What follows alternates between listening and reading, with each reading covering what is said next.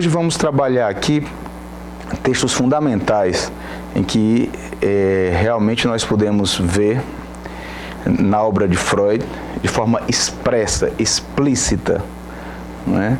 O pensamento de Freud, que é o inventor da psicanálise, quem funda essa prática, essa doutrina, essa teoria, né? que acompanhamos até hoje, que tem revolucionado o pensamento humano, né? Até hoje. Vamos poder ver como não tem, já como spoiler aqui, né? Nada. Vamos poder ver, por isso eu estou me atendo muito aos textos, né? Às vezes fica chato, porque não fica um formato realmente do que seria, por exemplo, uma aula, né? Mas também não é isso que se propõe aqui, essa atividade, esse seminário online. Mas, como eu dizia, é necessário, por ser um tema tão polêmico, né? Estamos falando de política, de relação que algumas pessoas fazem de esquerda com a psicanálise. Então, é importante sim que eu esteja vendo, revendo, lendo com vocês aqui trechos das obras desses autores. No caso hoje, Freud, né?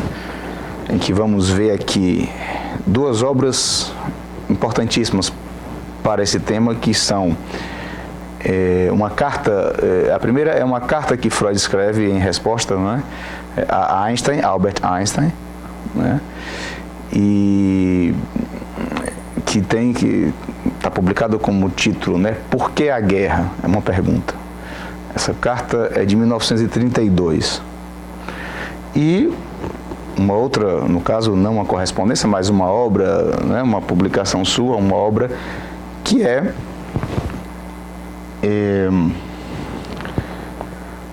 a sua última conferência, né? Freud, mais para o final da vida, vai fazer o que está publicado como as novas conferências de introdução à psicanálise, né? Em que, digamos, depois desde os primórdios da psicanálise e da experiência com a psicanálise, né, durante toda a sua vida, ele vai fazer algumas conferências, né, em que podemos perceber ali o pensamento de Freud realmente já para o final da vida, inclusive já com câncer, ou seja, já sabia que não ia durar muito tempo mais, não tinha mais muito tempo de vida, já estava com câncer há algum tempo. A gente tem que lembrar que Freud morre em 39, né, já na Inglaterra. Ele foge da invasão nazista aí na Áustria. E, para a gente lembrar que Freud era judeu, né? E justamente podemos pensar, né, que nessas obras que eu citei, essa última conferência, a conferência 35, que ele vai intitular Acerca de uma Visão de Mundo. Tem várias traduções, mas vamos utilizar essa das duas obras que eu citei, vamos acompanhar nessa aqui, que é da Companhia das Letras, né? A tradução direta do alemão, a tradução do Paulo César de Souza. Já adiantando, e por isso é importante que a gente possa ler esses textos, né? Eu já coloco aqui como um desafio para qualquer pessoa, seja psicanalista ou que se interesse pela teoria da psicanálise, que não pratique a psicanálise, mas se interesse pela leitura dos textos de Freud, Lacan. Já que estamos falando de Freud, por enquanto eu faço esse desafio de que alguém encontre na obra de Freud, seja sua obra publicada, seja nas suas correspondências, as correspondências publicadas, abertamente publicadas, as correspondências íntimas que foram publicadas depois de sua morte, em que Freud se expressava sem tanto cuidado em relação a demonstrar o que ele pensava sobre questões como política, ou sobre o marxismo, né? Seja na sua biografia, ou nas suas biografias, que é o que, como estamos fazendo aqui em cada sessão, eu me remeto também às biografias.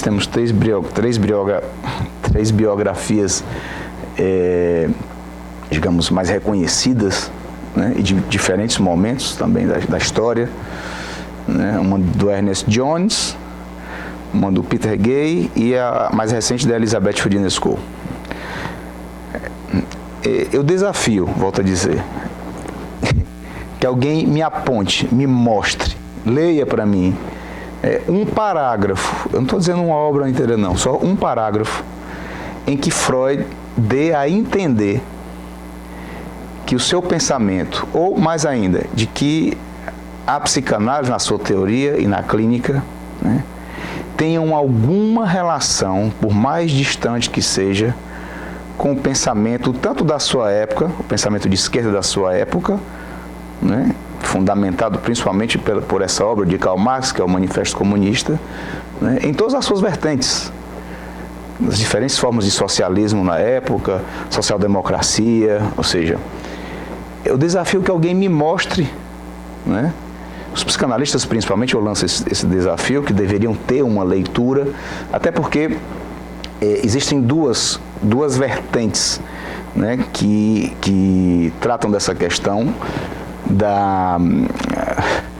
ou seja, de psicanalistas estarem em momentos decisivos da história, por exemplo, do Brasil recente, né, nas eleições do ano passado, estarem fazendo manifestos a favor de um candidato de esquerda, né, ou está condenando qualquer pensamento que não seja de esquerda, um pensamento liberal, conservador, ou seja, eu acredito que existem duas vertentes. Quais são? Uma dos que fazem isso são pessoas desinformadas. Tudo bem, temos que ter mais tolerância, né, porque se trata de ignorância. Ignorância em relação à leitura de Freud, ou à prática psicanalítica, as pessoas que atendem, né, ou os teóricos da psicanálise também. Ignorância, ou seja, não leem essas obras que eu acabei de citar, as obras que trabalhamos aqui na primeira sessão e na segunda sessão.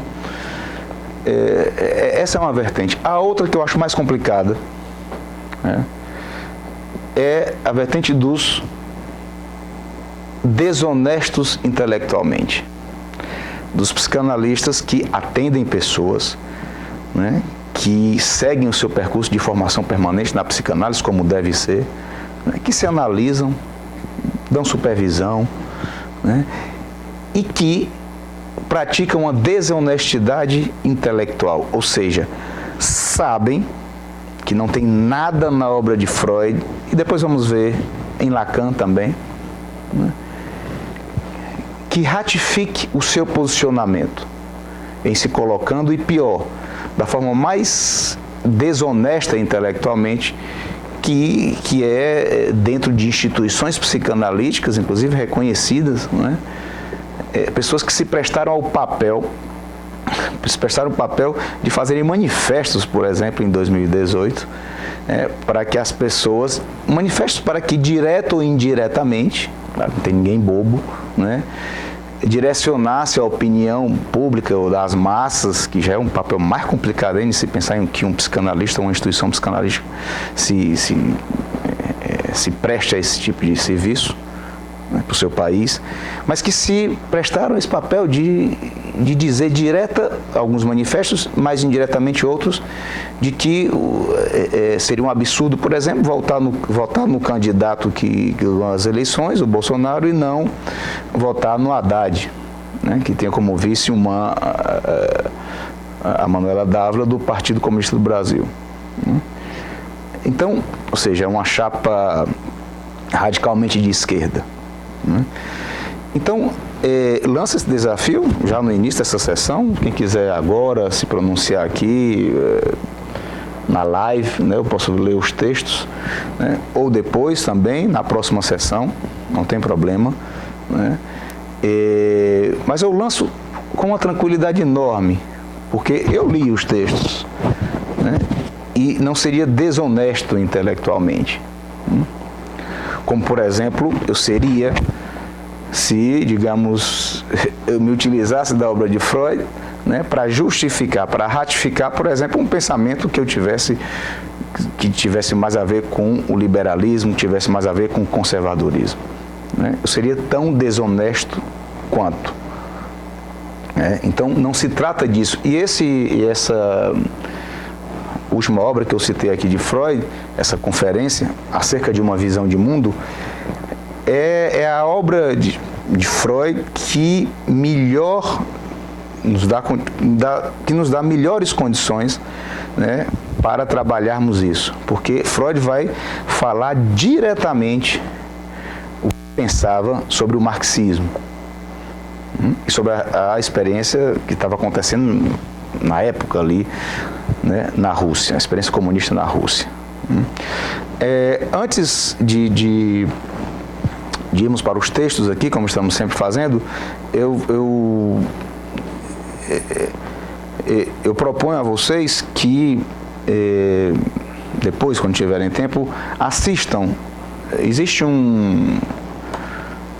são algumas aulas na plataforma, no site do Brasil Paralelo, né, aulas dadas pelo Lucas Ferrugem, né, muito interessantes. Ele vai realmente estudar bastante as biografias, né, dos principais nomes da Revolução Russa, né, Lenin, Trotsky, Stalin, né, e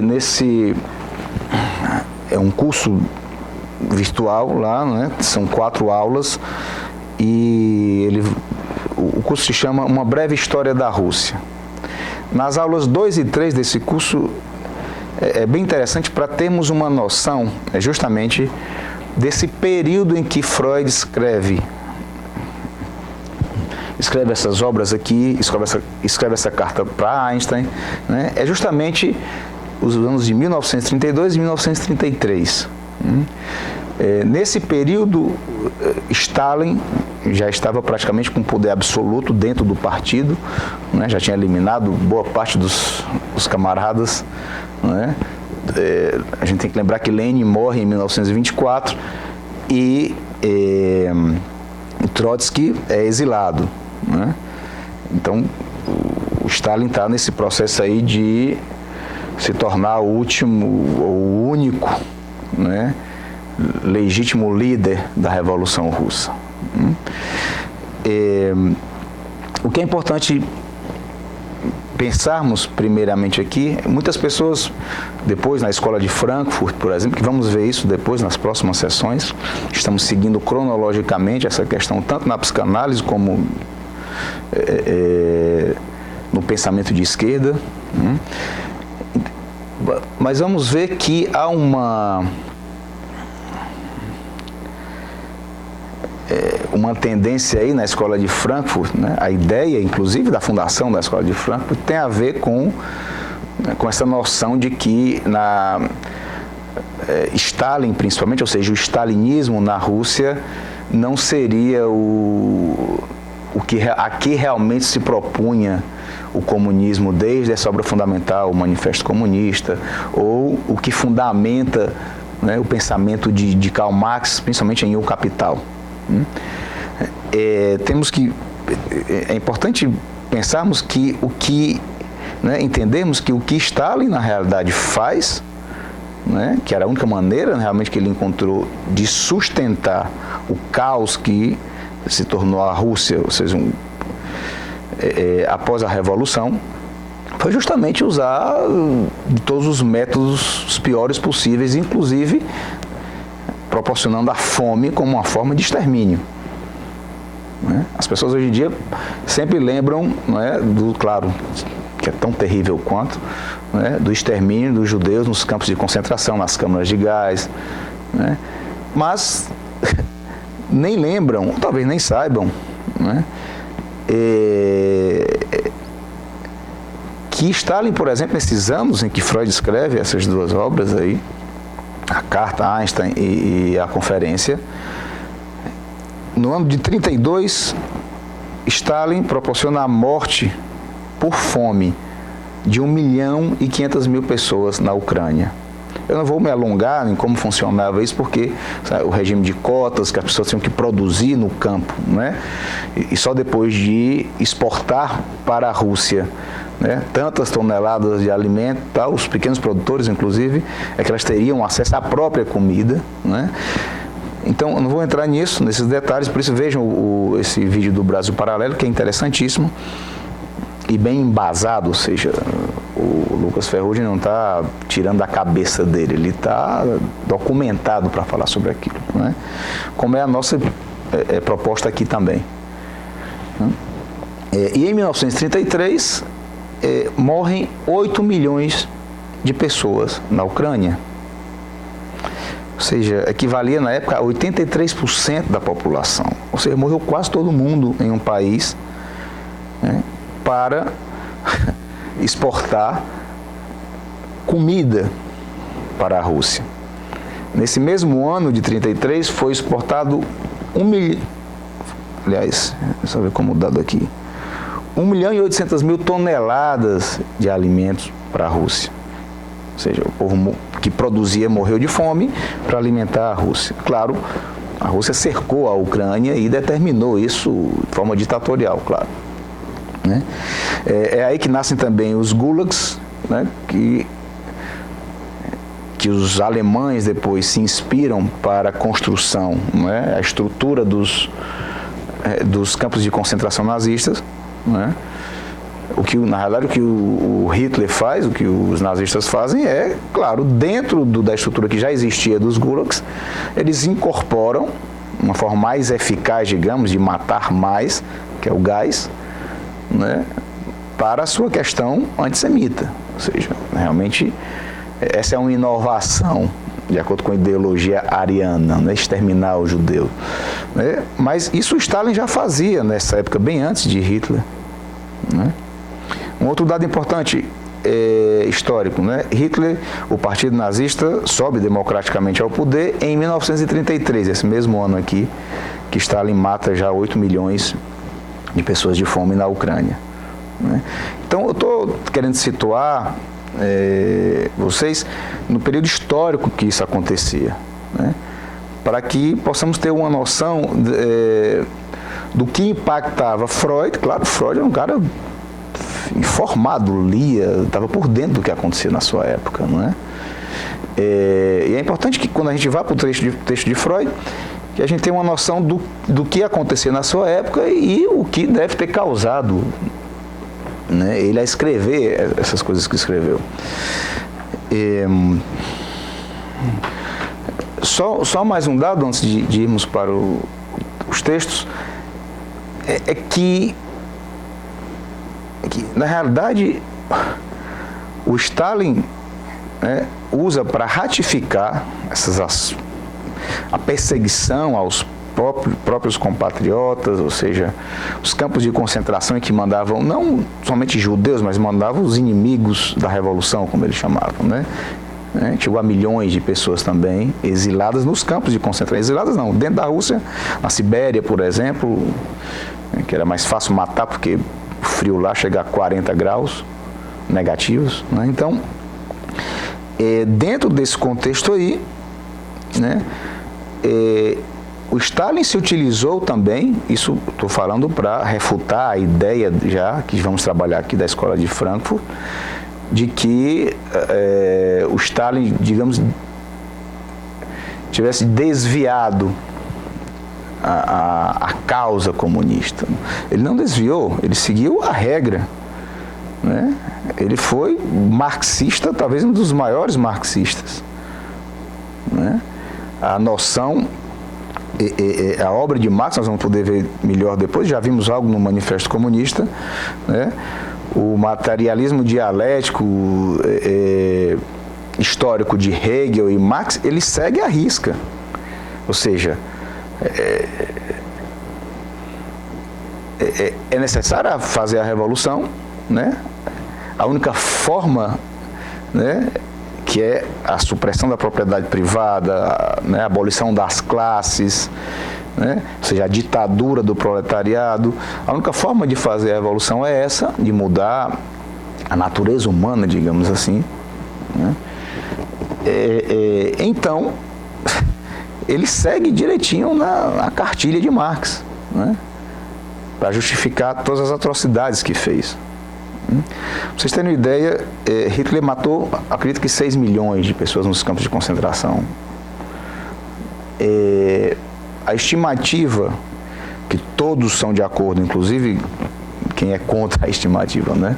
É de que Stalin tenha matado 20 milhões. Né? E os mais pessimistas que tenha chegado a 80 milhões. Né? Mas pelo menos 20 é um consenso. Então, é algo a pensarmos também aqui, né? Por que será que Hitler é o único que ficou como um vilão realmente, não é? Ou seja, hoje em dia não tem nenhum problema que alguém use a foice e o martelo. Muita gente usa, né? Se veste e tal, né? Mas usar a suástica, por exemplo, o símbolo nazista, é proibido, é ilegal em muitos países, né? Então, é algo para pensarmos aqui. Por que será? O que será que levou o mundo ocidental, né, onde vivemos aqui, a não ter esse repúdio absoluto a Stalin? E muitas vezes, nossa juventude, né, contempla Stalin, né, Lenin principalmente, Trotsky, Che Guevara, que fez atrocidades como Stalin também. Claro, em proporções menores, porque Cuba é infinitamente menor do que a Rússia, que ocupava 1/6 do planeta na sua extensão territorial. Né? Só para nos posicionarmos em que época Freud escreve, né, vamos entrar então nessa primeira carta, que Freud escreve respondendo a Einstein. Claro, o nosso interesse aqui é justamente, aqui tem a Ságia Pérez está dizendo que concorda comigo, o Euran Costa está dizendo em mensagem, parcialidade não existe. Exatamente. É justamente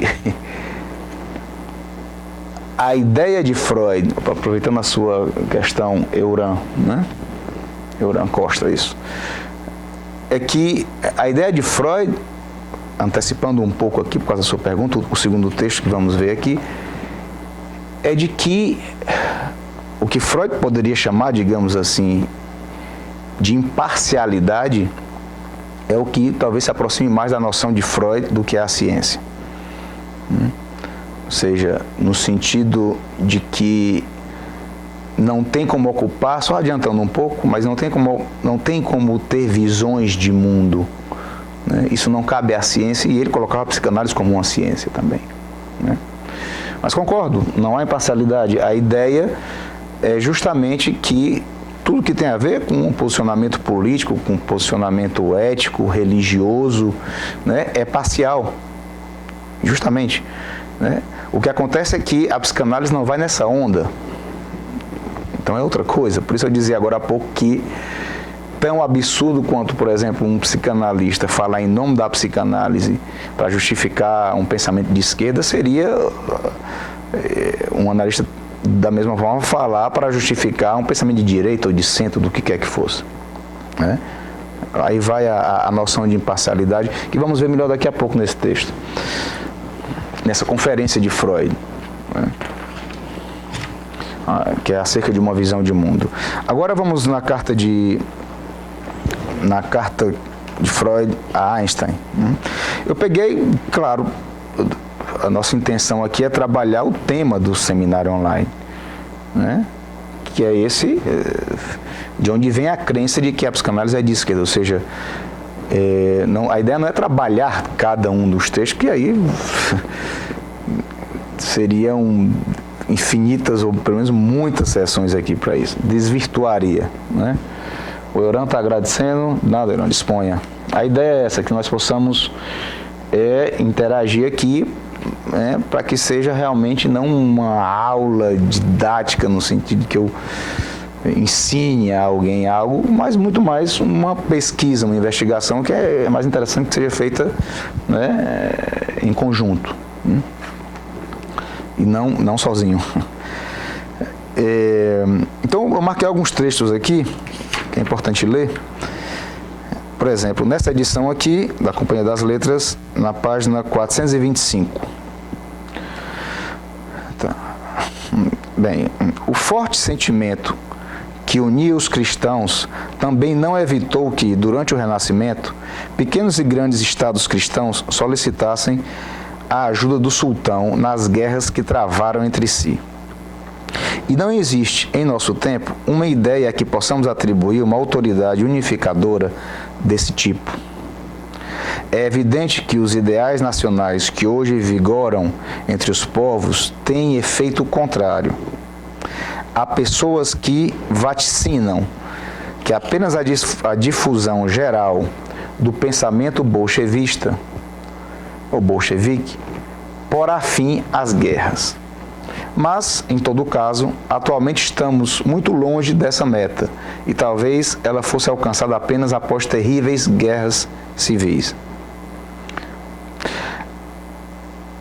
Assim parece mesmo que a tentativa de substituir o poder real pelo poder das ideias ainda se acha condenado ao fracasso. É um erro de cálculo não considerar que originalmente o direito era força bruta e que ainda hoje não podemos prescindir do amparo da força. Isso, claro, Freud cita que é interessante isso, não? Porque já havia a experiência fascista na Itália, com Mussolini, né? Que era da década de 20. O nazismo não, o nazismo, mais que tudo, sobe ao poder, como eu disse, um ano depois de que Freud escreve essa carta. Então mas o que impacta Freud aqui, né? E isso nós podemos pensar já a partir do que trabalhamos de dois textos fundamentais nas sessões anteriores, que eu sugiro que vocês voltem às sessões, assistam e leiam os textos, que é justamente O Futuro de uma Ilusão, de 1927, e O Mal-Estar na Civilização, de 1930. Então, essa carta está muito causada por esses textos ainda. Mas é interessante que ele cita tanto no Futuro de uma Ilusão, né, chamando a atenção do bolchevismo, como ele fala aqui, ou da experiência comunista na Rússia, né, como uma ilusão. Ele aproxima muito mais da religião do que de qualquer possibilidade materialista ou científica. Freud faz isso. Como, da mesma forma, no Mal-Estar na Civilização, a ideia de que a abolição das classes seria o que iria extirpar o mal-estar, que, segundo Freud, é inerente ao humano. Mas sugiro que vocês retornem a essas sessões anteriores do seminário aqui. Uma outra referência, e é interessante que o Freud quando fala, por exemplo, esse tema é Por que a Guerra? Ele vai falar do bolchevismo, né? Não vai falar nem do fascismo aqui. Ele vai falar, como essa citação anterior, de que serão necessárias muitas guerras civis, né, para que o bolchevismo possa se impor. Tanto ele já devia saber da dificuldade em impor o bolchevismo na Rússia, na fome que estava passando no país e tudo, depois da Revolução principalmente, não é? Antes também, mas depois piorou e muito. Como também ele tinha uma noção da atualidade dele, né? Ou seja, Stalin no poder e tudo que estava acontecendo. Tudo estava acontecendo justificado na teoria marxista. Bem, um segundo trecho aqui que eu gostaria de ler. Eu peguei os textos, podemos pensar que o Freud faz referência, né, à esquerda, da sua época, claro, né, que tentei contextualizar no início agora, mas que, digamos, embora tenha mudado algo, o método, né, para os dias de hoje, né, a fundamentação é a mesma. A questão das lutas de classes como sendo o que causa o mal-estar na humanidade, né? A ilusão, né, de que a abolição da propriedade privada, né, e da classe burguesa, né, poderia proporcionar, como foi a promessa, e por isso foi tão difícil, impossível, que depois se dissolveu a União das Repúblicas Socialistas Soviéticas, mas como foi difícil realmente manter a promessa da Revolução Russa, né? Que era ter paz, comida e igualdade. Por isso Freud, ele quando fala, ele ironiza tanto. Você vê o tom irônico de Freud quando fala essa mentalidade marxista. Já na página 429 da mesma carta, Freud escreve: o que retiramos para nossos fins imediatos das afirmações precedentes é que não há perspectiva de poder abolir as tendências agressivas do ser humano. Diz-se que em certas regiões felizes da Terra, onde a natureza oferece prodigamente tudo o que os homens precisam, existem povos que têm uma vida de mansidão, em que são desconhecidas a coerção e a agressividade. Tenho dificuldade em crer nisso. Gostaria de saber mais a respeito dessas criaturas felizes. Veja o tom irônico de Freud. Ele aqui deve estar falando de povos primitivos mesmo. Os bolchevistas também esperam fazer desaparecer a agressividade humana, garantindo a satisfação das necessidades materiais e, de resto, instaurando a igualdade entre os membros da comunidade. Considero isso uma ilusão. Por enquanto se acham cuidadosamente armados, e o importante recurso para manterem unidos os seus seguidores é o ódio a todos os demais. Mas, como o senhor mesmo observa, não se trata de eliminar completamente as tendências agressivas humanas. Pode-se tentar desviá-las a ponto de não terem que se manifestar na guerra, né?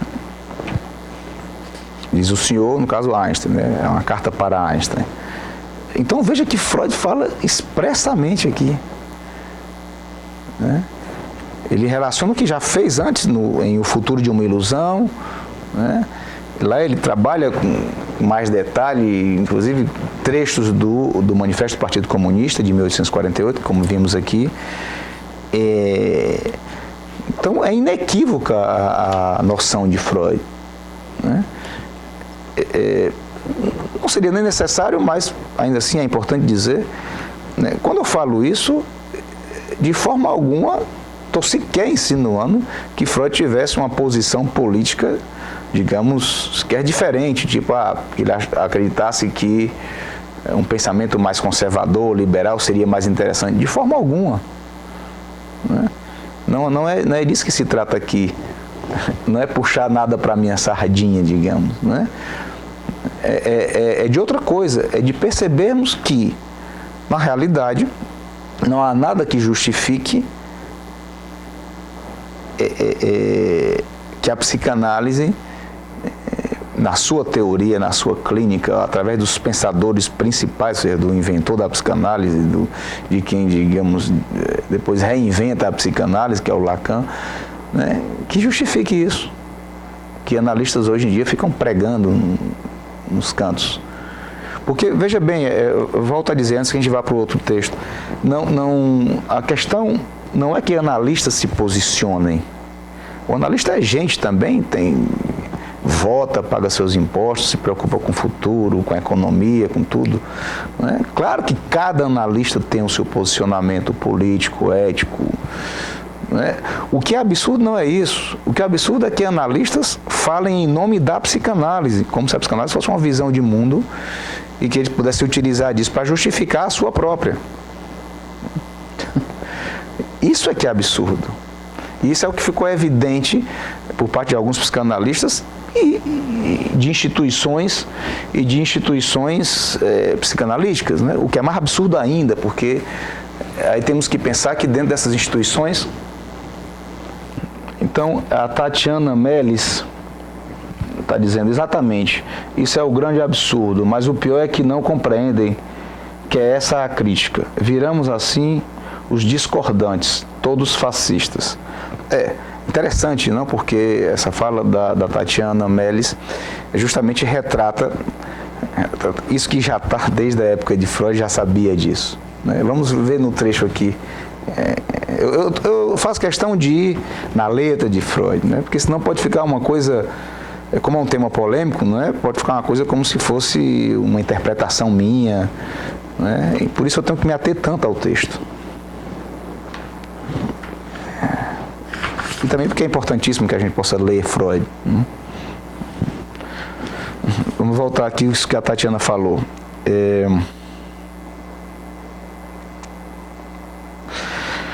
Na página 430, né, que eu dizia, começou na página 429, vou ler só o final do parágrafo.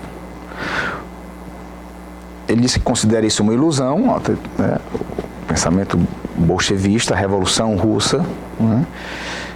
Ele fala, por enquanto se acham cuidadosamente armados e um importante recurso para manterem unidos os seus seguidores é o ódio a todos os demais. Justamente, Tatiana, é isso que você falou. Quem não é comunista ou é fascista, ou é nazista, ou é, não é? Então, o que mantém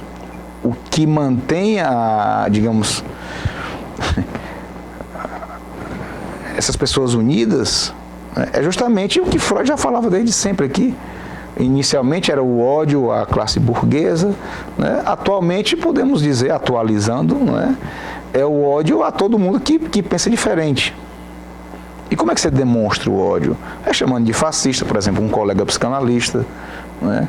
Como isso aconteceu no ano passado, quando a gente via quando um psicanalista se manifestava, né, pessoalmente no seu Facebook, em qualquer rede social que fosse, ou em algum evento, né, você manifestava, por exemplo, sua opção política que não fosse eu não estou nem falando de direita, de extrema direita, nada disso, basicamente que não fosse da esquerda mais radical, né, PT, PCdoB, já era tido como fascista.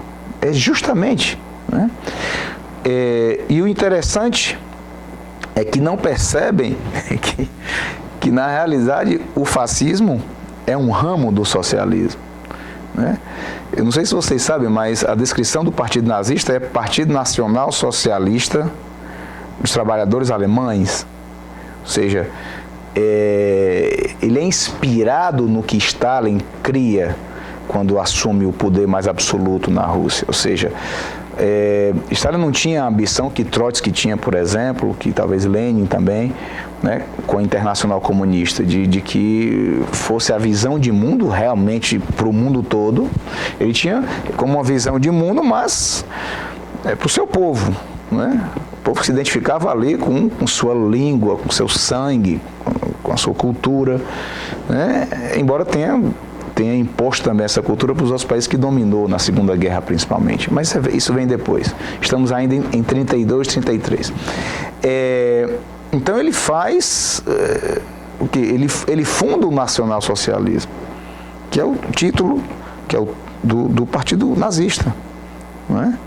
Aí as pessoas dizem, não, porque os nazistas tinham ódio dos comunistas, mas é claro, eram concorrentes. Eram concorrentes. O nacionalsocialismo, o nazismo, é um ramo do socialismo stalinista, mais que tudo, né? E por isso trouxe com isso campos de concentração, extermínio em massa também. Claro, já existia o antissemitismo, mas se utilizaram disso para resolver isso que já existia, né? A solução final, né, podemos pensar, né? Teve uma boa participação aí do pensamento nacional socialista, que é diferente do internacional socialista, da internacional comunista, né? Isso é o que não percebem, a semelhança.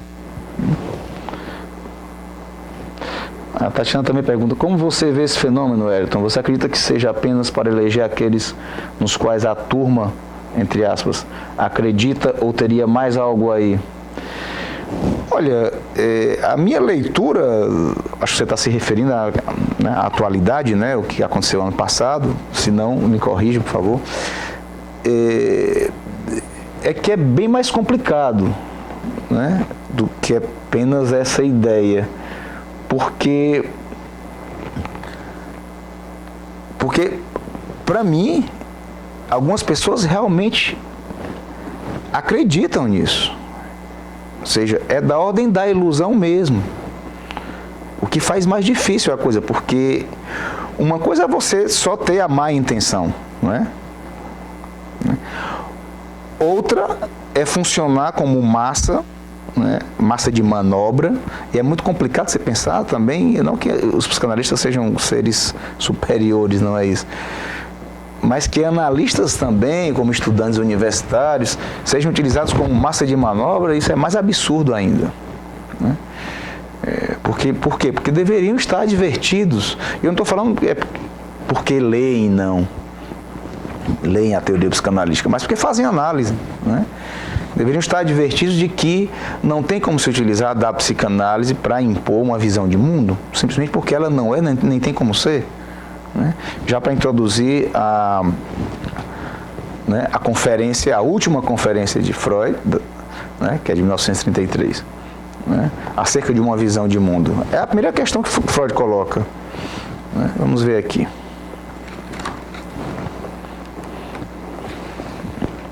Tatiana concordou, exatamente.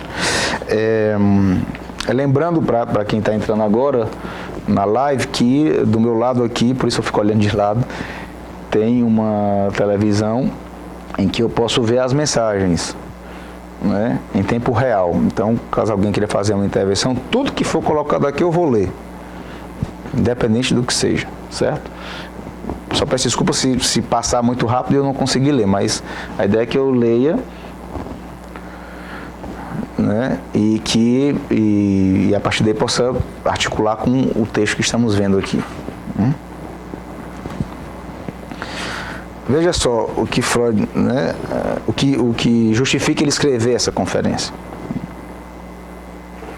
Veja bem, ele dá várias conferências sobre vários temas, é mesmo que um balanço da sua vida e da sua obra, não é? E na última conferência ele vai começar assim: Senhoras e senhores, em nosso último encontro, cuidamos de pequenas ocupações cotidianas. Pusemos em ordem a nossa modesta casa, por assim dizer. Agora daremos um passo ousado. Procuraremos responder uma questão que volta e meia nos é colocada. Se a psicanálise leva a uma determinada visão de mundo, e qual seria ela? Isso justifica ele escrever essa conferência.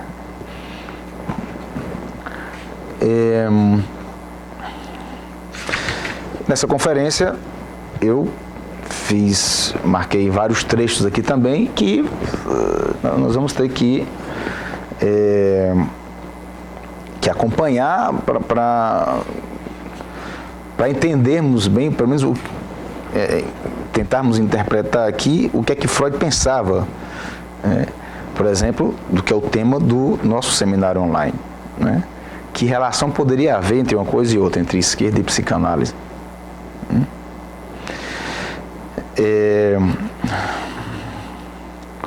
Então, nessa mesma edição aqui, no mesmo volume inclusive, na página 324, temos uma primeira referência.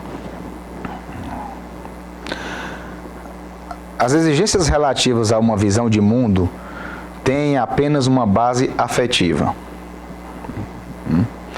A ciência toma nota do fato de que a psique humana cria tais exigências e está pronta para examinar suas fontes, mas não tem o menor motivo para reconhecê-las como sendo justificadas. Pelo contrário, ela se vê exortada a distinguir cuidadosamente entre o saber e tudo o que é ilusão, resultado dessa exigência afetiva.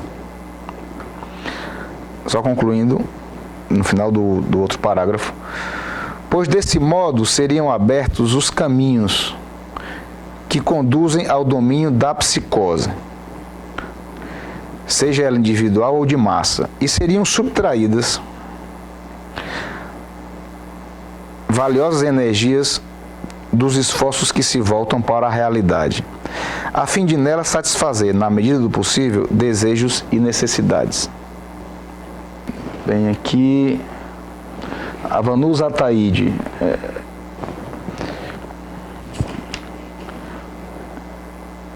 Vanusa Ataíde, excelente. Aqui em Curitiba tem muito mestre totalmente alinhado à esquerda. Coloca mestre entre aspas, né? Me decepcionei muito e bloqueei todos. Christian Dunker é uma vergonha. Total discurso universitário. Ainda bem que durante... Eu tenho que... Desculpa, mas eu tenho que ver aqui nos...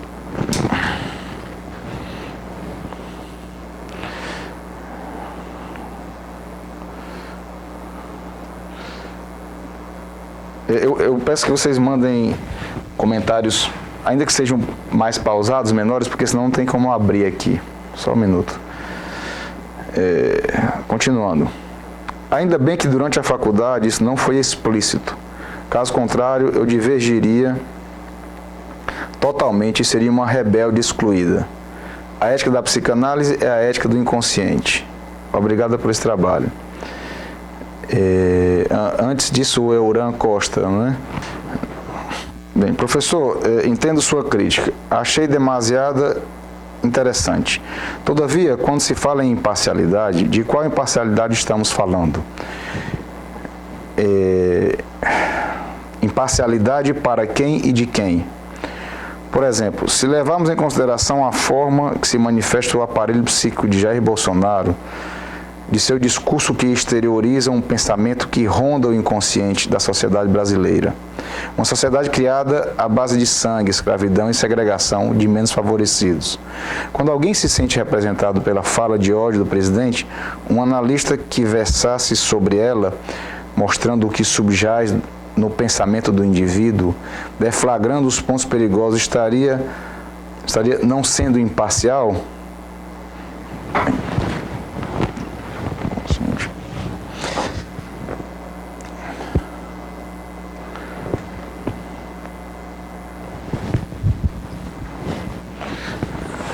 Bem, obrigado aos dois pelas questões e intervenções, né?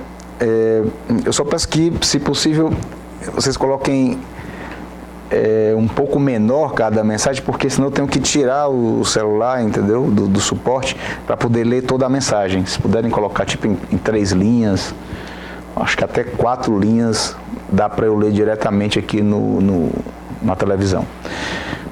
Mas vamos lá. A primeira questão da Vanusa, né? Falando do mestre, né? Acredito sim que ela está colocando, pelo menos eu estou interpretando assim, a respeito dos discursos, né? Dos discursos que Jacques Lacan propõe, que um dos deles é o do mestre, ou amo, como falamos, outro do universitário. Eu concordo, inclusive, se vocês tiverem interesse depois, eu fiz um vídeo, tá no YouTube também, vocês podem ir no canal Psicanálise Sem Doutrinação, que vocês vão encontrar. Tá com Psicanálise Sem Doutrinação 2. Justamente é um vídeo em resposta a um movimento em que fazem parte o Christian Dunker e a Vera Iaconelli, ambos do Fórum Lacaniano de São Paulo, né? E que realmente é um vídeo de uns 20 minutos para rebater um vídeo que eles fazem de pouquíssimos minutos, mas que no final do vídeo o Christian Dunker diz: você que, apontando o dedo assim, você que é psicólogo, que é psicanalista, larga a mão, não vote em Bolsonaro. Isso tem a ver com a outra questão já do Euron, né? Inclusive o Christian Dunker faz uma matéria como que fazendo uma análise da personalidade do Bolsonaro, né? Não sei se na revista Época. É uma revista aí. O que é que eu penso disso? Primeiro, independente de quem seja, Bolsonaro, Haddad, Ciro, Alckmin, quem quer que fosse, né? Primeiro que é impossível alguém fazer uma análise dessa ordem, da personalidade de alguém, digamos, né? Um analista não tem como fazer isso, escrever, sem nunca ter atendido alguém só pelas questões que houve. Você pode fazer articulações, tudo bem, sociológicas, Mas falar como psicanalista dessa forma, para mim, pelo menos, eu não estou dizendo que eu estou certo ou errado, eu penso assim, é um absurdo total. Né? A outra questão é, você colocou a questão do Christian Dunker e ele tem se posicionado desde as eleições, né? Principalmente entre o primeiro e o segundo turno das eleições presidenciais de 2018, de uma forma direta, né? Justamente falando praticamente que você votar em Bolsonaro na época era você ser fascista, você ser de acordo com tortura, com isso e com aquilo. Né? E eu acho totalmente absurdo uma fala dessa, porque senão você teria que chamar mais de 57 milhões de brasileiros, compatriotas seus, de fascistas. Né? Isso não tem como se justificar. Né? É um pensamento totalmente fora de qualquer realidade. Né? E que vai ao encontro disso que estamos falando agora há pouco, do que é contra a ideia do ódio em relação às pessoas que são contra.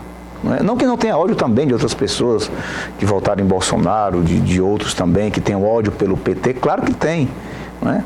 Mas o que é importante, pelo menos aqui nessa atividade, discutirmos é de que não tem como nos utilizarmos da psicanálise, da teoria, da clínica ou da análise de alguém para justificar e defender determinada visão de mundo, seja de esquerda, de direita, de centro. Não tem. E Freud vai deixar isso claro aqui. O Freud vai, nesse texto aqui, nessa conferência, ele vai dar 3 exemplos, né, de visões de mundo. A religiosa, a anarquista e a marxista. Veja de novo Freud voltando à questão marxista.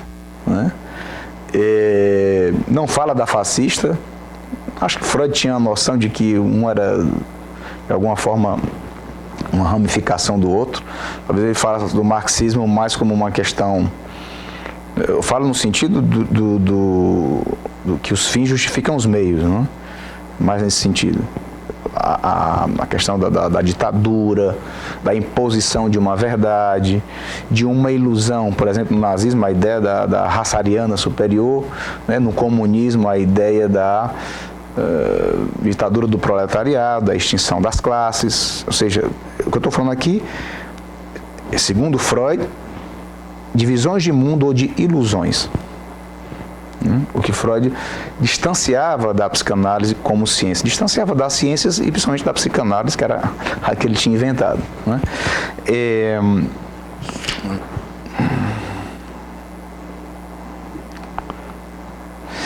Bem, vamos continuar no texto aqui, na conferência.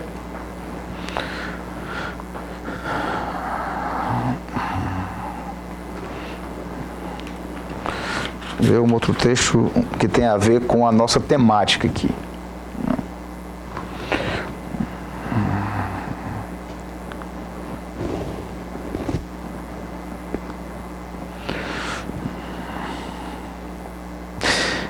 Ele fala aqui, interessante essa citação de Freud sobre a ciência. Lembrem que em O Futuro de uma Ilusão, é muito interessante isso, não sei se vocês tinham percebido, já falei disso na sessão 1, mas o Freud vai estar fazendo mais do que tudo uma discussão ali, inclusive em um momento com um interlocutor imaginário, né, da diferença entre a religião e a ciência.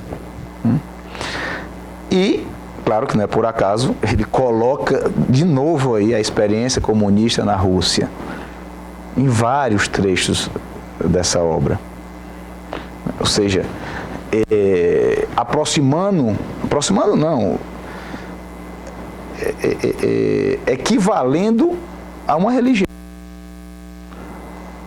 Ou seja, ali ele está trabalhando todo o tempo, né, com a noção de verdade do ponto de vista da ciência, né, que essa noção de conjunto aberto, de dúvidas, de evolução, de ter que ter um tempo, né, para que se descubra uma coisa, depois quebre a cara, se invente uma coisa, não deu certo, invente outra, né, e fazendo contraponto com as religiões, que tem as noções de salvação, né, da alma eterna e, ao lado das religiões, né, do marxismo, como verdade.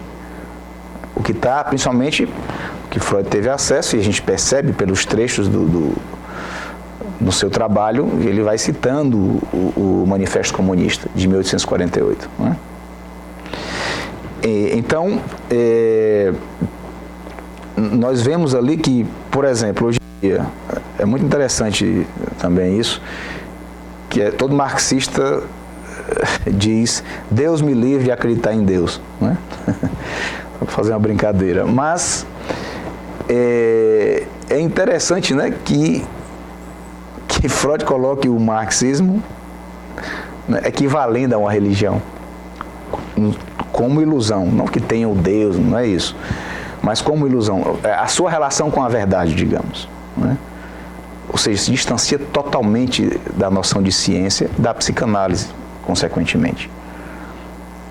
Que realmente Freud tinha como ciência.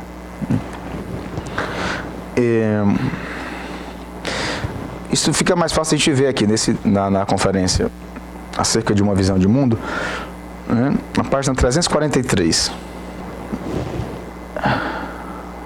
Antes de ler aqui, a Vanusa Ataíde, exatamente, Dunker leu Freud, mas parece não ter entendido, ou pior, distorce, ignora os escritos de Freud e Lacan. Eu concordo, né? Eu só não sei se ele faz isso, digamos, conscientemente ou não, né? Que é uma outra questão, como eu falei agora há pouco, né? Mas concordo com você, sim. Pelo que assisti desses manifestos, principalmente, de alguns posicionamentos seus, a meu ver, em relação a essa relação impossível entre psicanálise e esquerda, acho absurdas. Não sei bem o que ele fala sobre outras coisas, que eu não acompanho o que ele fala, mas em relação a isso, pelo menos, concordo totalmente com você, a Vanusa, né? O Euran Costa, responda a minha questão, por favor. Não tenho como voltar. Deixa eu ver se eu falei algo, já articulei da questão do Bolsonaro que você colocou, né? Quando um analista analisa, por exemplo, as massas se identificando com posicionamentos, por exemplo, machistas, homofóbicos e tal, né? Pelo menos que eu entendi, né, Euran? Se não, por favor, me escreva mais, é porque fica passando aqui, eu não tenho como ler.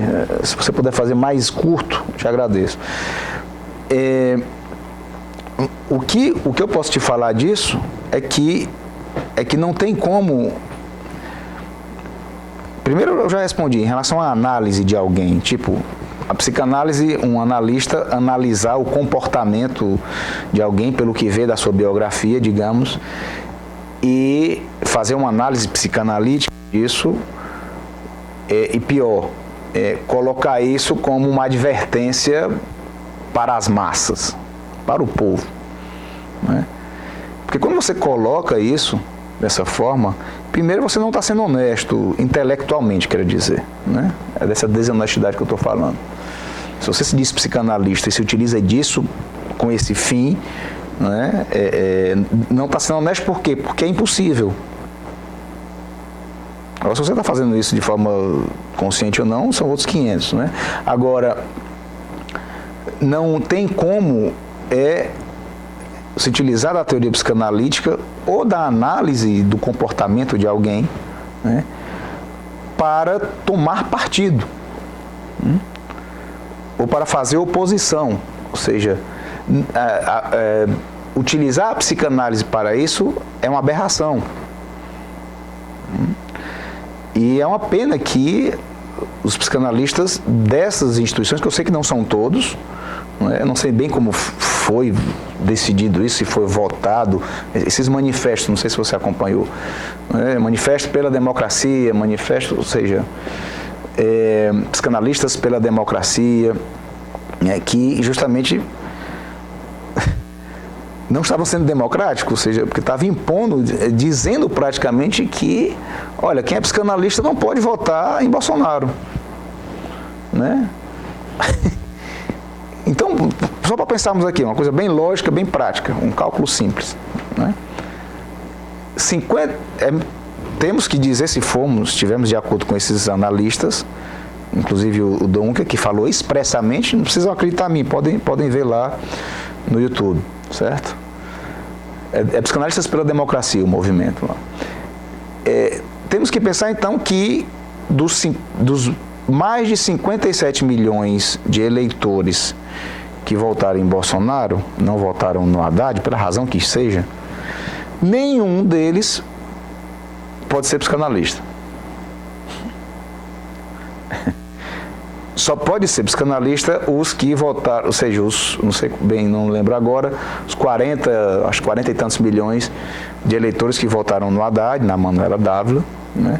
Esses sim podem ser psicanalistas, porque senão não estão fazendo certo, porque a psicanálise, né, como teoria, como doutrina, ela rejeita esse posicionamento, né? Isso é absurdo, é ridículo.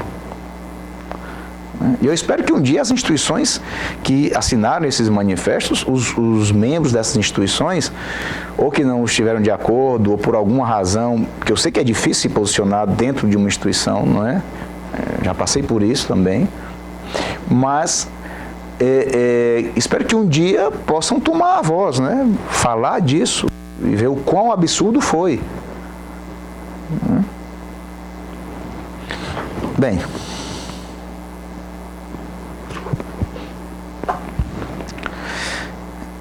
voltando aqui ao texto, na página 343, tá? A Ságia Pérez diz: é o que estão fazendo, né? E o Euran, que tinha colocado a questão, peço desculpa se eu não contemplei toda a resposta que você gostaria, mas também eu li aqui rápido, mas ele diz: entendo sua leitura, obrigado. Eu que agradeço pela sua intervenção.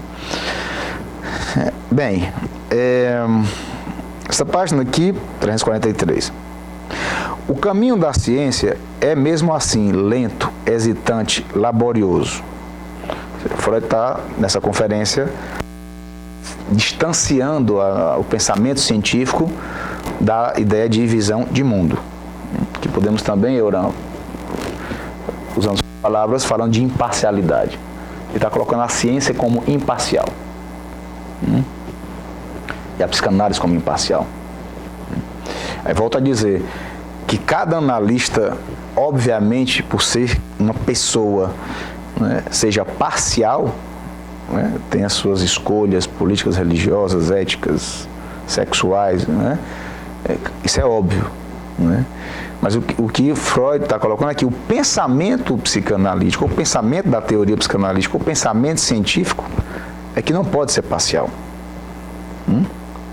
Ou seja, em nenhum momento eu estou colocando aqui, jamais falaria uma bobagem dessa de que o analista, todo analista é parcial. Claro que é, né? Ele só não pode utilizar a psicanálise como teoria em causa própria, para contemplar sua parcialidade. Isso ele não pode, porque aí ele estará sendo desonesto intelectualmente. Por quê? Porque quem funda a psicanálise, Freud, né, como falei agora há pouco, fiz o desafio, não escreve nada que ratifique isso. Então você dizer que a psicanálise ratifica isso, uma visão de mundo A, B ou C, né, direita, esquerda, centro, o que for, você está sendo desonesto com a psicanálise, entende? Com o Freud, né, com Lacan, que vamos ver depois nas próximas sessões também. Então é disso que eu estou falando, não da imparcialidade da pessoa do analista, mas do que se construiu como teoria e como clínica na psicanálise. Essa imparcialidade que eu acredito Freud está falando aqui nessa conferência. Vamos ver. Ele fala que é lento, né, a ciência, as coisas... Ele vai citar aqui, por exemplo, que só há 300 anos desse ano para cá... tiveram as descobertas de Kepler, ele vai citar que quando nasceu já existia a teoria da evolução natural das espécies de Darwin. Então, é muito recente e leva um tempo a ciência, né? Aí ele vai comparar aqui com a religião, a questão do tempo, né? Não surpreende que os senhores do outro partido estejam insatisfeitos, do outro partido, ou seja, não cientistas, né? Eles estão mal acostumados. Com a revelação, tudo era mais fácil. O progresso no trabalho científico ocorre de maneira muito semelhante ao de uma análise. Interessantíssima essa comparação, não é? Ou seja, depois, página 347.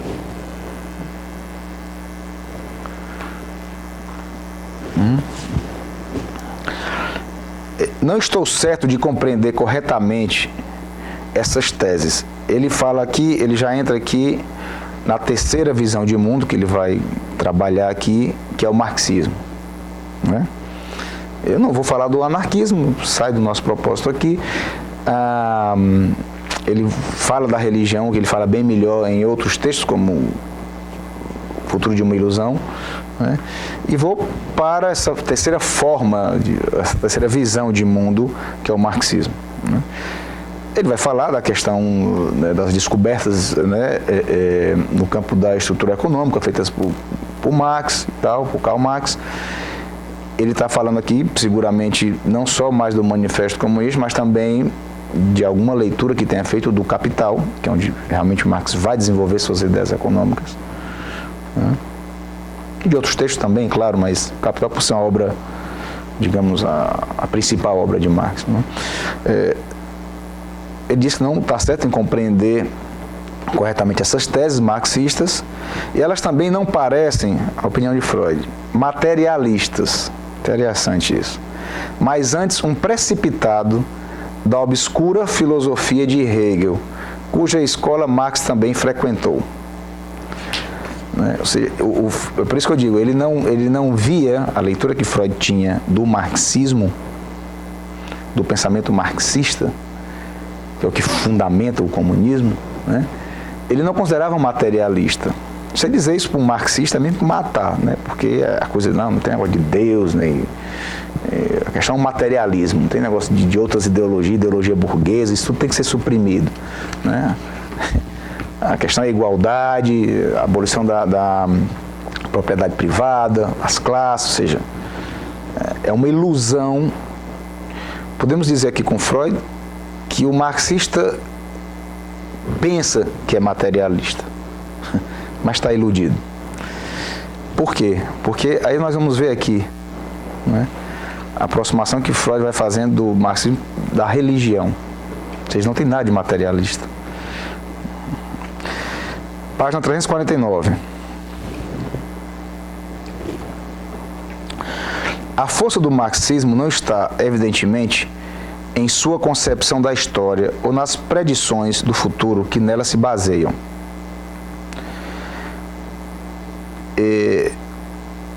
Mas na inteligente demonstração da influência avassaladora que as relações econômicas dos seres humanos têm sobre suas atitudes intelectuais, éticas e artísticas. Desse modo, foram desveladas muitas conexões e interdependências que até então haviam sido quase inteiramente ignoradas.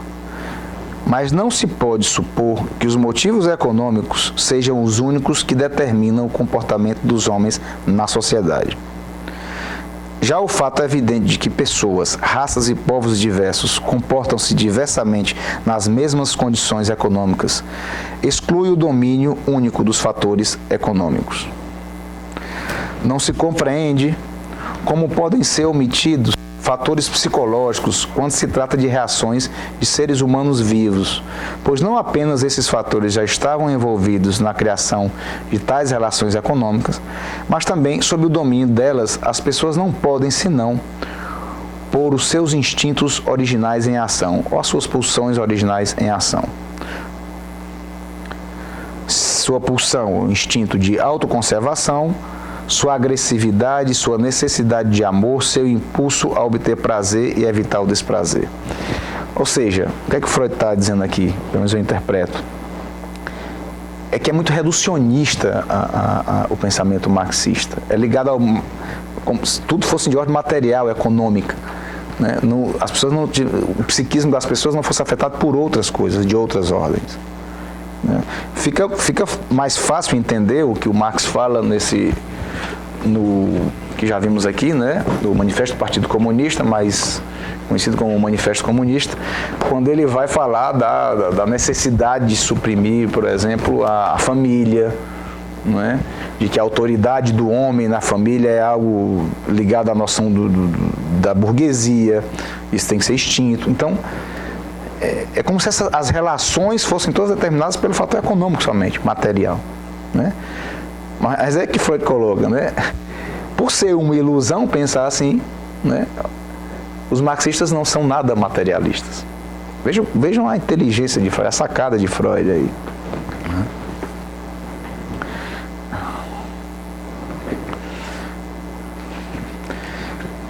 Vamos continuar aqui na página 351.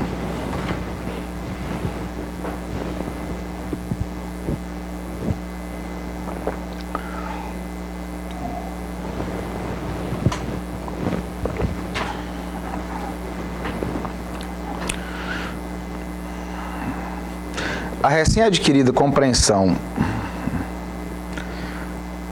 da vasta importância das relações econômicas trouxe consigo a tentação de não deixar sua mudança entregue à evolução histórica, mas impô-la por meio da intervenção revolucionária. Tal como foi concretizado no bolchevismo russo, o marxismo teórico ganhou a energia, a coesão e o caráter exclusivo de uma visão de mundo, mas também, ao mesmo tempo, uma inquietante semelhança com aquilo que combate. Embora sendo originalmente parte da ciência e baseada em sua implementação na ciência e na técnica, ele instituiu uma proibição do pensamento que é tão implacável quanto a da religião. Qualquer investigação crítica da teoria marxista é proibida. Dúvidas quanto à sua validade são punidas, tal como antes a Igreja castigava a heresia. As obras de Marx tomaram o lugar da Bíblia e do Corão como fonte de revelação, embora não devam ser mais isentas de contradições e obscuridades do que esses dois livros sagrados mais antigos. Mais explícito do que isso, o pensamento de Freud, impossível. Freud está desenhando aqui o que é que ele pensa sobre o marxismo. Não é? Está dizendo lá, literalmente, né, que o marxismo é uma religião. Tudo bem, pode não ter Deus, mas funciona como uma religião. Ou seja, não pode ser questionado, não pode. Justamente, e por isso foi tão difícil para Stalin, não é? Lenin, Trotsky, Stalin, né, sustentarem a Rússia. E por isso que foi inevitável a sua dissolução na década de 90 agora. Caída do Muro de Berlim, dissolução da União das Repúblicas Socialistas Soviéticas. Né? Por quê? Porque é totalmente fora de qualquer noção de humano, de relações humanas.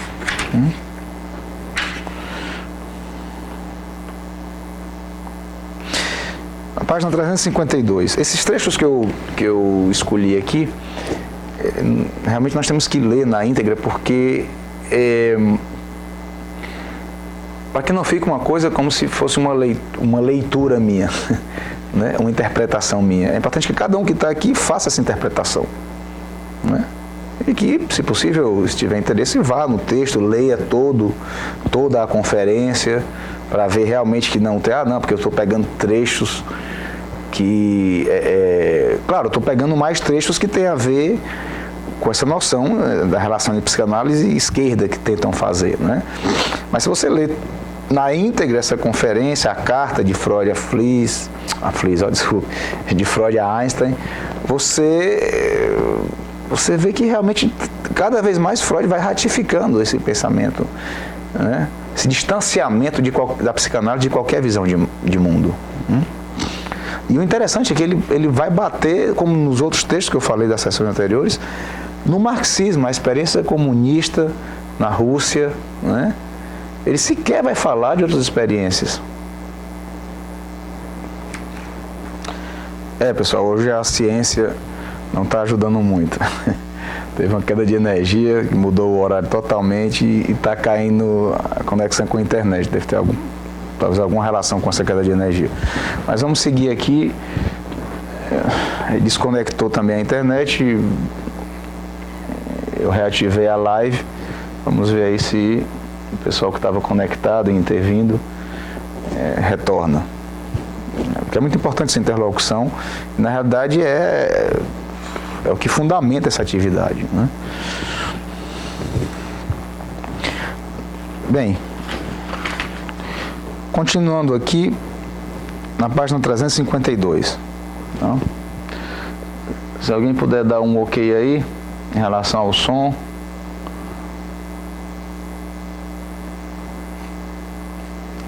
Vamos ver aí.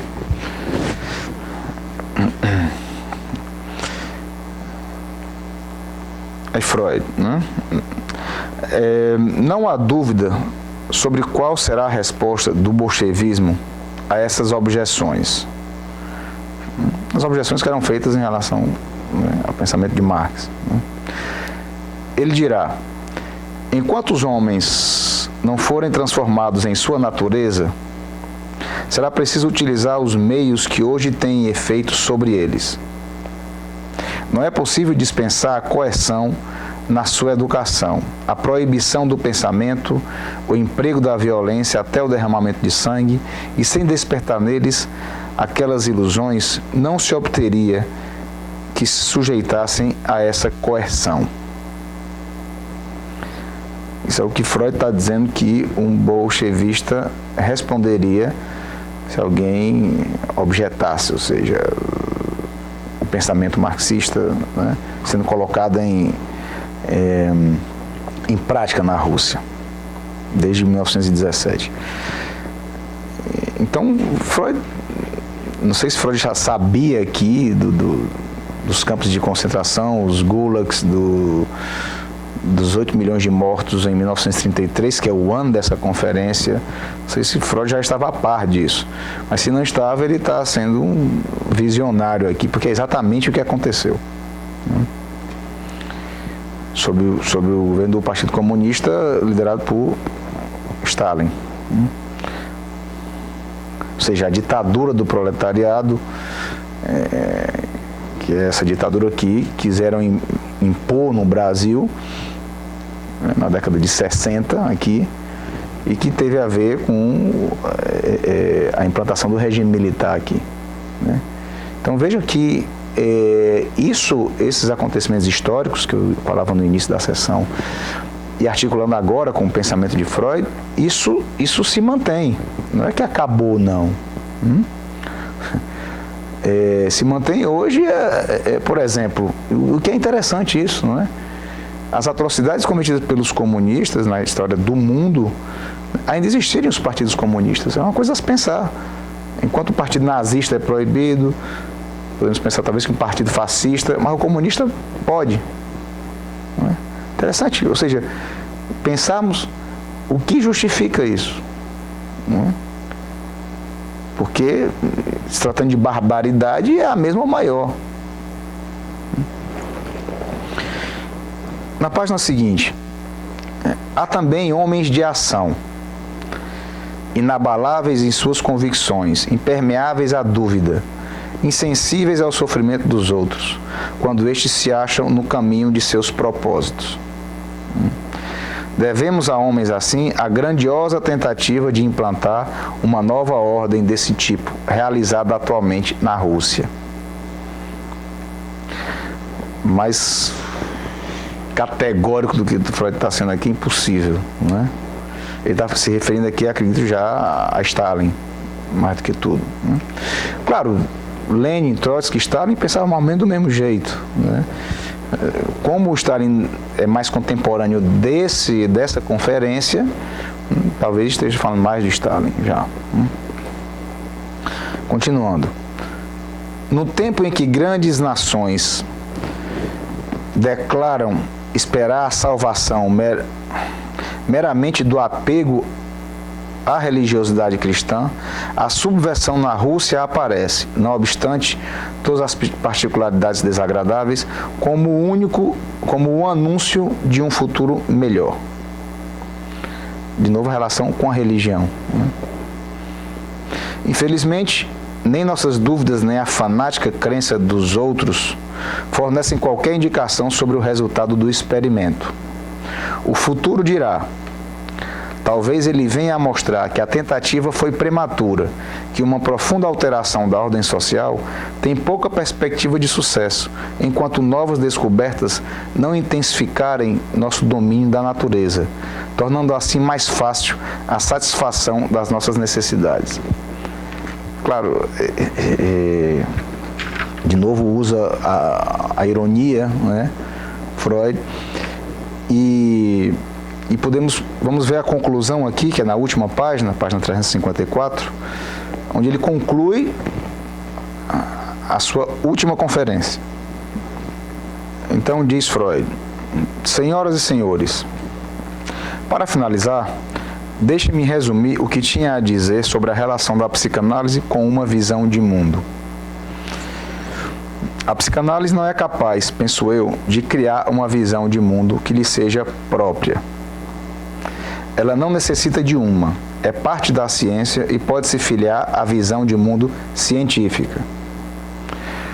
Mas dificilmente esta mereceria um nome assim grandioso, pois não contempla tudo, é demasiado incompleta, não reivindica ser totalmente coesa e constituir um sistema. O pensamento científico é ainda muito novo entre os homens. Não pôde ainda resolver um número enorme de grandes problemas. Uma visão de mundo baseada na ciência tem, salvando a ênfase no mundo externo real, traços essencialmente negativos, como a resignação à verdade e a recusa das ilusões. Aqueles entre nós que não estiverem satisfeitos com esse estado de coisas, que exigirem mais para seu consolo momentâneo, podem obtê-lo onde quer que o encontrem. Não os levaremos a mal por isso. Não podemos ajudá-los, mas tampouco pensar de outro modo por sua causa. É genial, né? Ou seja, isso, pelo menos na interpretação de Freud, é mesmo que dizer, olha, acreditar que o marxismo é algo científico é a maior ilusão de todas, né? Porque a relação que tem com uma visão de mundo como é para a religião é imensa. Esse trecho, essa conclusão dessa conferência, que é a última de Freud, pode nos mostrar o que Freud pensava disso. Antes de terminarmos, como sempre, vamos ver alguns trechos aqui o Capital nós vamos ver, acredito que na próxima sessão. Vamos começar a trabalhar isso, justamente a investigação, né, todo o trabalho, que é uma obra enorme, né, de Marx, né, para justificar, né, o comunismo como algo, digamos, determinado cientificamente, né, podendo ser pensado cientificamente. O que já estamos vendo com Freud, que não, né? Mas vamos ver isso, porque principalmente para trabalharmos com Lacan, na mesma perspectiva, o que é que tem a ver o Lacan com a esquerda, né, no caso, né? Vamos ver aqui também, mas vamos lá, não vou me adiantar mais, vamos ver se a gente encontra alguma coisa na obra de Lacan, nos seus escritos, nos seus seminários, onde for, suas biografias. Então vamos trabalhar depois essa tentativa de Marx de cientificizar o seu pensamento. E é interessante isso porque até hoje, né, nas universidades é tomado como um modelo de pesquisa na sociologia, por exemplo, né, o método científico a partir da perspectiva que ele vai criando no Capital, em O Capital. Mas vamos ver algumas referências biográficas aqui. a biografia do Peter Gay, nessa edição aqui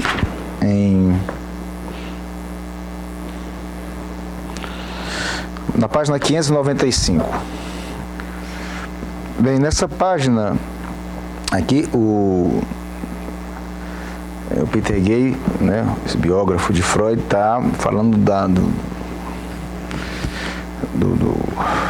de um evento específico em meados de fevereiro de 1934, em que o chanceler Dollfuss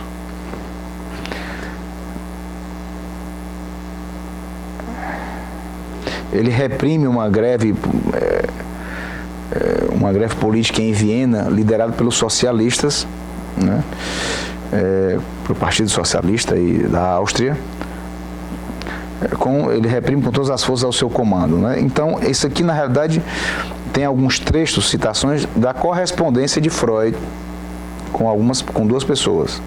Na verdade, agora há pouco estávamos vendo o pensamento de Freud na sua obra, e aqui na sua intimidade, na correspondência, né, que não necessariamente foi colocada de forma alguma para ser publicada. Isso foi um trabalho dos biógrafos de encontrá-las e publicá-las, né? Ou seja, isso é a intimidade de Freud, digamos assim, né?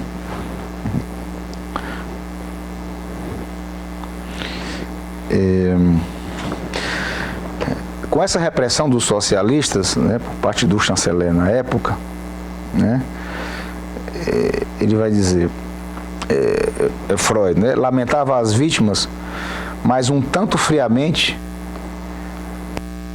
Isso é um trecho de uma carta de Freud a Hilda Dolittle. Isso já é a citação da carta agora, né? Sem dúvida, disse a Hilda Dolittle, os rebeldes pertenciam à melhor parte da população, mas seu êxito teria sido muito breve e provocaria a invasão militar do país.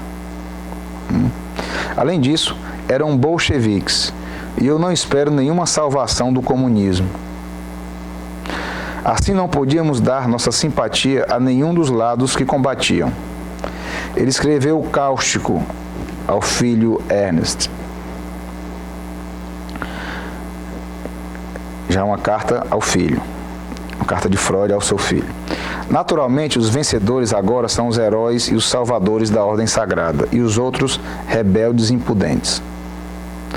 Mas não... Aí já a opinião do Peter Gay, o biógrafo. Mas ele, Freud, não quis condenar o regime de Dollfuss com severidade extrema. Abre aspas a citação na carta, né? Com a ditadura do proletariado, que era o objetivo dos ditos líderes, também não se pode viver. Essa é a opinião pessoal de Freud, né? Podemos pensar até que o Euron falou agora há pouco na questão da parcialidade, né? Não é o propósito nosso aqui de forma alguma dizer, tudo bem, a psicanálise é imparcial, mas Freud era parcial, era contra o bolchevismo, contra o comunismo. Sendo ou não sendo, não interessa tanto aqui, né? O que interessa, sim, é vermos que o que ele desenvolve como obra, né, que por sua vez é um reflexo já da clínica, desde os estudos sobre a histeria, e antes disso sempre foi, né? Essa obra é que não tem como ser parcial. É importante, porque senão daqui a pouco vão dizer, não, mas Freud era de direita, Freud era conservador, Freud, independente do que fosse. Não é essa a questão aqui, pelo menos. A questão é entendermos que o que ele constrói como teoria não ratifica em nada o pensamento de esquerda, seja da sua época e o que foi a evolução até hoje.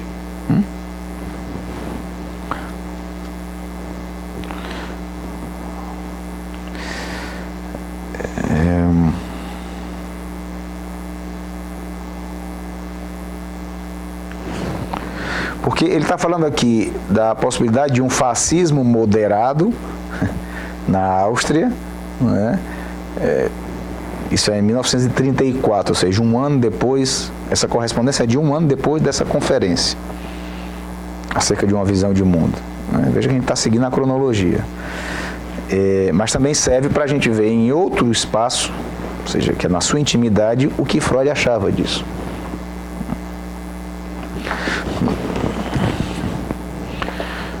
Bem, uma outra obra importante desse biógrafo, né, o Ernest Jones,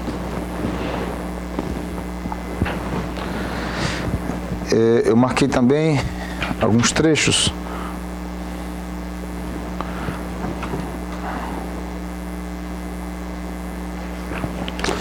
Está aqui.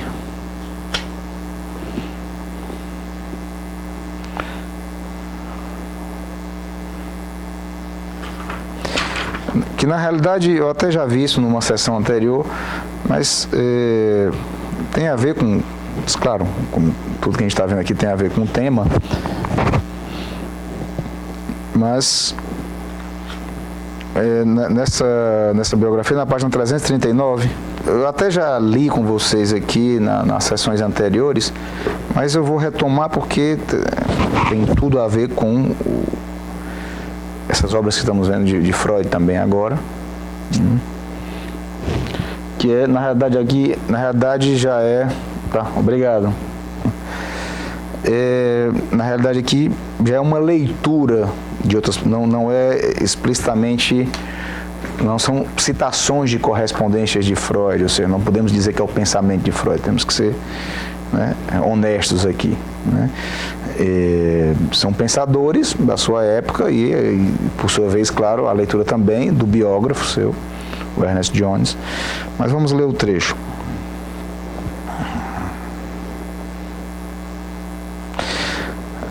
Isso é o Ernest Jones, biógrafo de Freud, né, escreve: sua atitude em relação à moderna ideologia do marxismo não era muito mais animadora.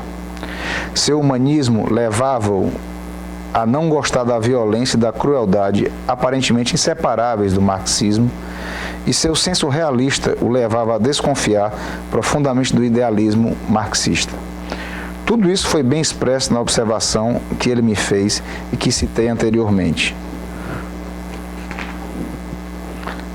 Essa observação vamos ver aqui qual é. É a página 33.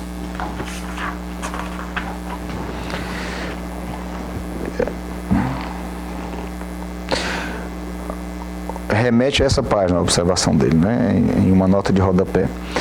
Houve, naturalmente, comentários sobre as grandes mudanças da situação europeia, e Freud me surpreendeu ao dizer que recentemente havia tido uma conversa com um ardoroso comunista, tendo parcialmente se convertido ao bolchevismo, como então era denominado.